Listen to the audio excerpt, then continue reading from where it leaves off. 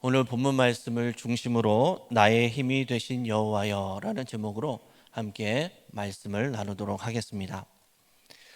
사람들은 저마다 자신들이 믿고 신뢰하고 의뢰하는 것들이 있습니다. 어떤 사람들은 돈이나 사람을 믿던지, 또 어떤 사람들은 지식이나 자기 경험을 믿습니다. 아니면 어떤 사람들은 여러 종류의 종교를 가지기도 합니다. 무신론자들은 자신들은 아무것도 믿지 않는다라고 이야기를 하지만 실상은 자기 자신을 믿는 것이죠. 전도 폭발 팀에서 현장 전도를 하고 공개 보고를 하는 시간이 있는데 가끔 이런 보고를 듣는 적이 있습니다. 이런 사람들이 있다는 것이죠. 하나님을 믿느니 차라리 내 주먹을 믿겠다라는 그런 사람들을 종종 보게 됩니다. 눈에 보이지 않는 하나님을 믿는 것보다 현실적이고 이성적인 내 주먹, 내 힘을 믿겠다라는 것이죠. 그러나 그들이 그렇게 믿었던 그 주먹의 힘을 의지하는 것이 얼마나 헛되고 약한 것인지 깨닫는 데는 그리 오랜 시간이 걸리지 않습니다. 저보다 연배가 있으신 분들에게는 죄송하지만 저도 이제는 차가운 음료를 먹으면 탈이 날 때가 되었습니다. 요즘 사람들은 얼죽아라고 해서 겨울에도 아이스 아메리카노를 마신다고 하는데 저는 더운 여름에도 뜨거운 음료를 마셔야 속이 편안한 그런 때가 되었습니다. 그리고 이제는 저녁 늦게 야식을 먹고 싶어도 먹지 못하는 그런 때가 되었습니다. 그리고 점점 먹어야 할 영양제가 쌓여져 가는 것을 보면서 참 서럽기도 하고 흘러가는 세월이 야속하기만 합니다.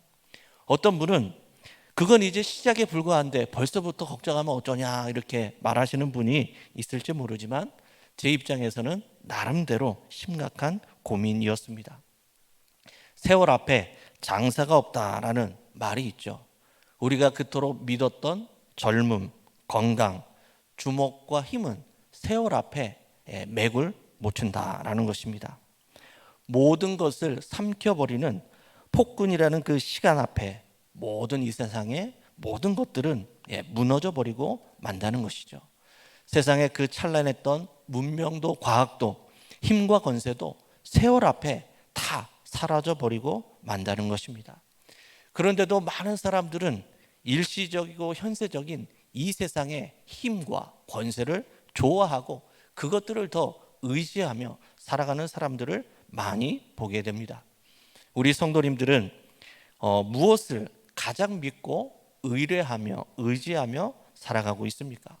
성도님들이 지금 가장 의지하는 것은 무엇입니까?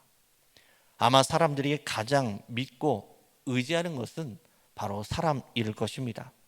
우리의 삶에 어떤 큰 문제나 어려움이 생기면 다른 무엇보다도 가장 먼저 우리의 부모나 친구, 사람이 떠오를 때가 많이 있습니다.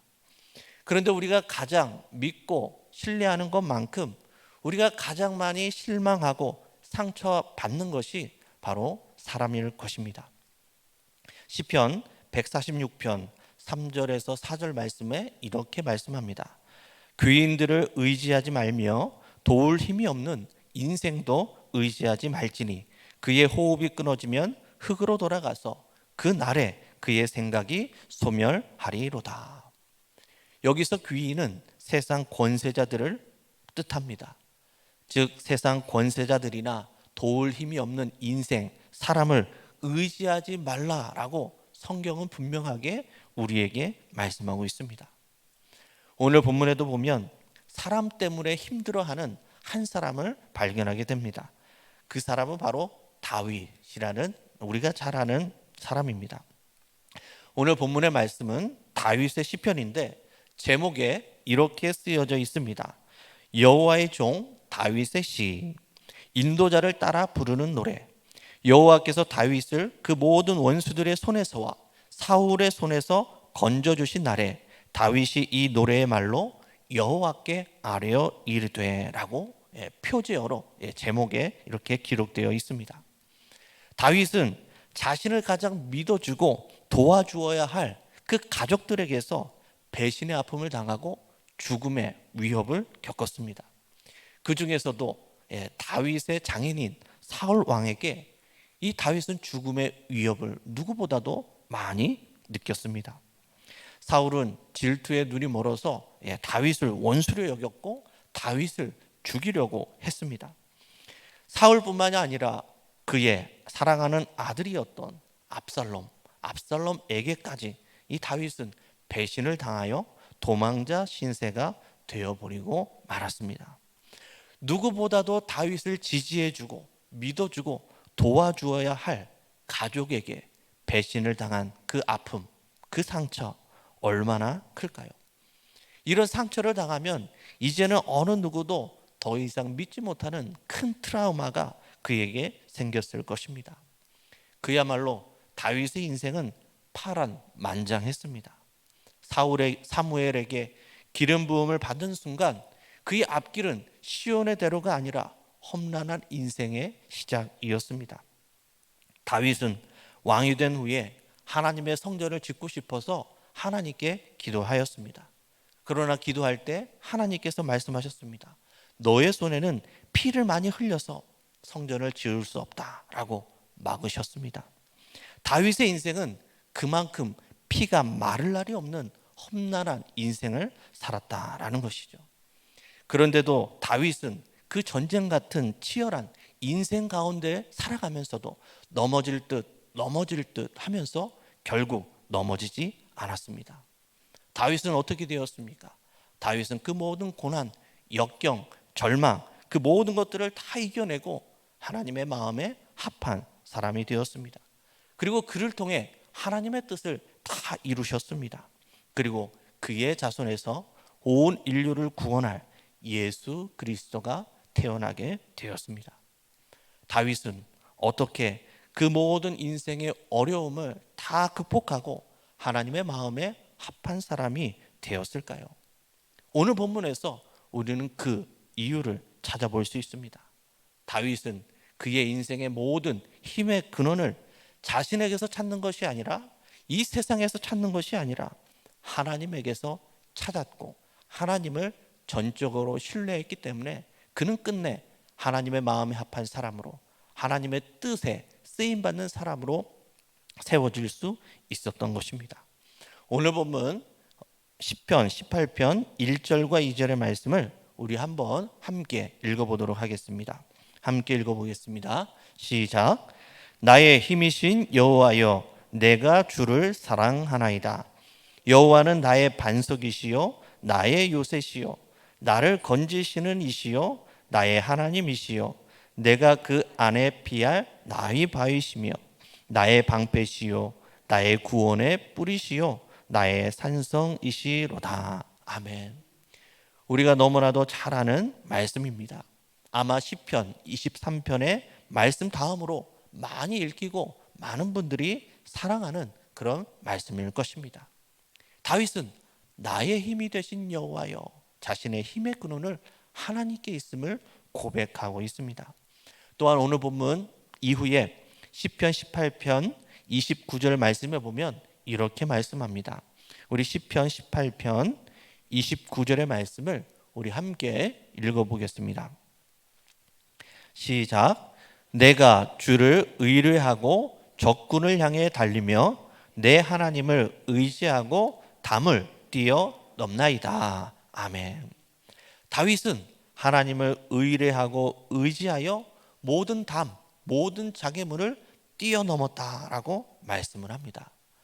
여기서 의뢰라는 단어는 원어로 카베카라는 단어인데 힘의 근원을 의미합니다.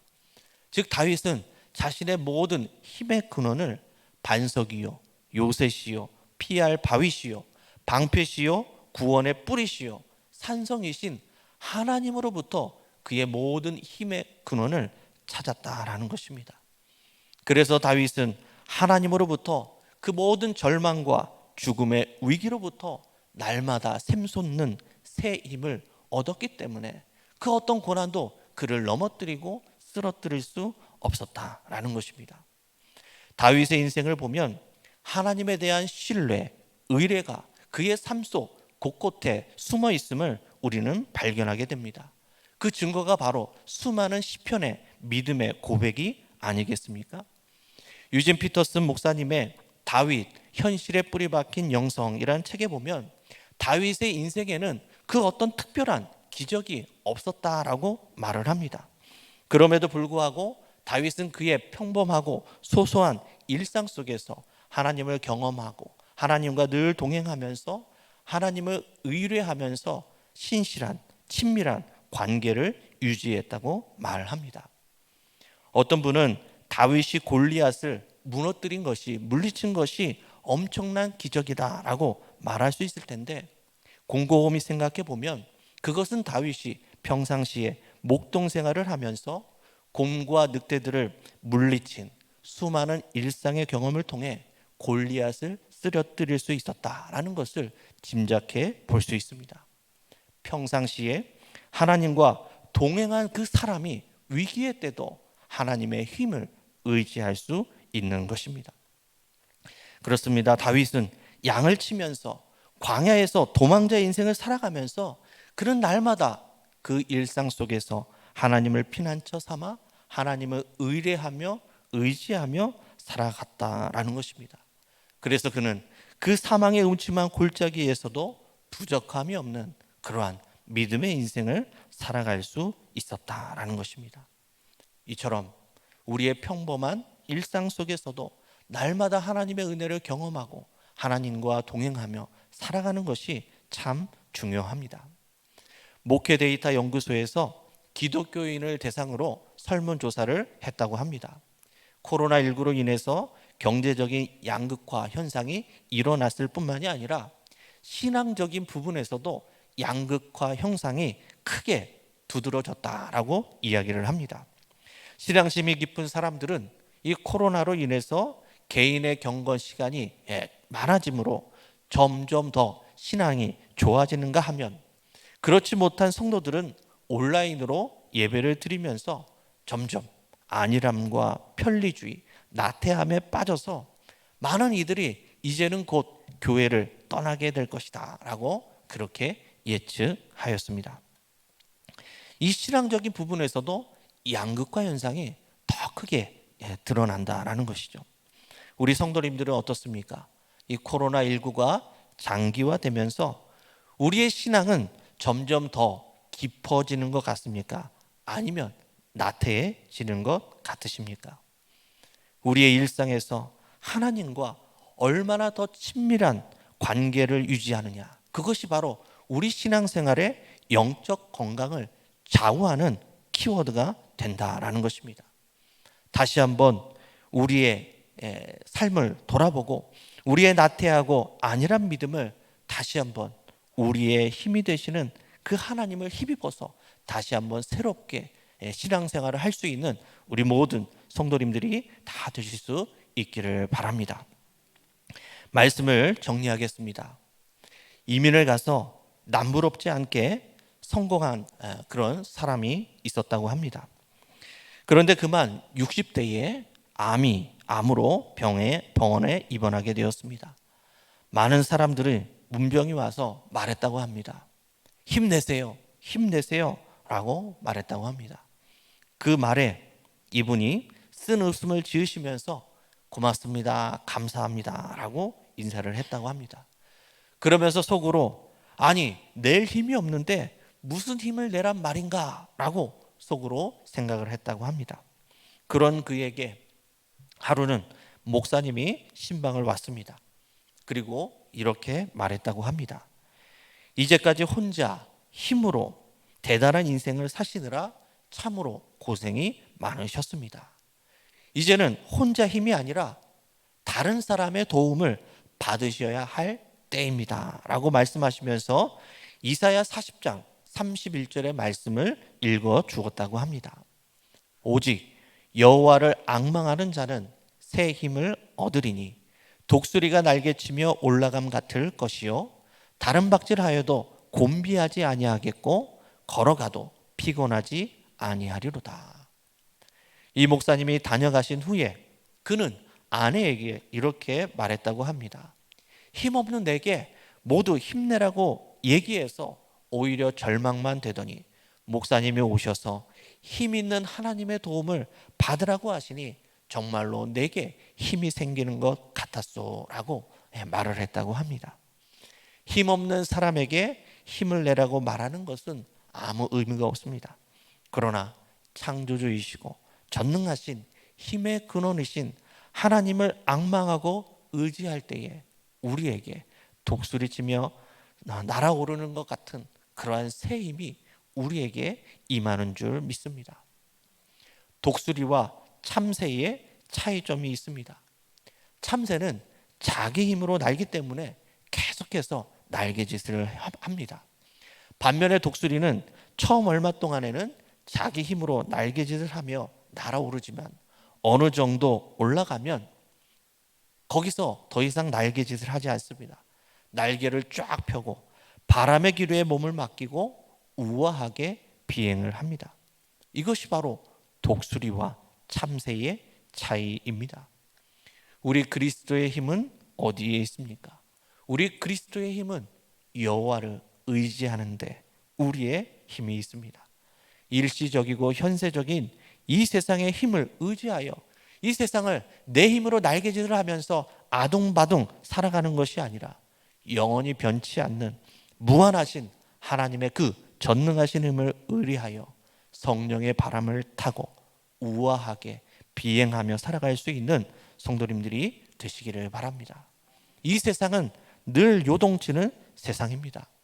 그런 세상일지라도 우리가 하나님을 전적으로 신뢰한다면 이 거친 풍랑과 요동치는 이 세상에서 우리는 얼마든지 안정감과 자신감과 담대함을 가지며 살아갈 수 있을 것입니다. 우리의 힘과 반석과 피할 바위가 되시는 우리의 하나님을 전적으로 신뢰하여 날마다 주님과 동행하며 믿음으로 살아갈 수 있는 우리 모든 믿음의 성도님들 다 되시기를 주님의 이름으로 간절히 축원합니다.